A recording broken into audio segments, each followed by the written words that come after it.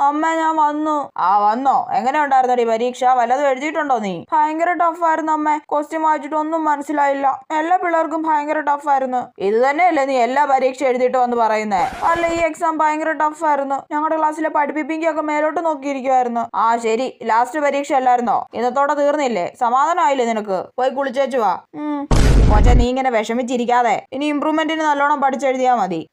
ഇന്ന് പരീക്ഷ എഴുതിയ വിദ്യാർത്ഥികളുടെ സങ്കടമാണ് സോഷ്യൽ മീഡിയ വഴി നമ്മളിപ്പോൾ കണ്ടുകൊണ്ടിരിക്കുന്നത്. ഫിസിക്സ് എക്സാം എഴുതിയ വിദ്യാർത്ഥികളാണ് പരാതി ഉന്നയിച്ച് മുന്നോട്ട് വന്നിരിക്കുന്നത്. കണ്ടോ, ഞാൻ പറഞ്ഞില്ലേ അമ്മേ പരീക്ഷ ടഫ് ആയിരുന്നെന്ന്. സാറേ, ചോദ്യം വായിച്ചിട്ട് ഞങ്ങൾക്കൊന്നും മനസ്സിലായില്ല. ഞങ്ങളെ പഠിപ്പിച്ചൊന്നും അല്ല വന്നേക്കുന്നത്. അപ്പൊ നിങ്ങൾക്ക് മാർക്ക് ഫ്രീ ആയിട്ട് തന്ന് ജയിപ്പിക്കാൻ സാധ്യതയുണ്ട്. ആണോ? മാർക്ക് ഫ്രീ ആയിട്ട് തരും അമ്മേ? പിന്നെ തരാതെ. ഇപ്പൊ സമാധാനമായില്ലേ നിനക്ക്? ദൈവമേ, മാത്സ് എക്സാമിനും കൂടി മാർക്ക് ഫ്രീ ആയിട്ട് തരണേ. കെമിസ്ട്രിക്കും കൂടി ഫ്രീ ആയിട്ട് തരണേ. ബയോളജിക്കും കൂടി മാർക്ക് ഫ്രീ ആയിട്ട് തരണേ ദൈവമേ. ചേടാ.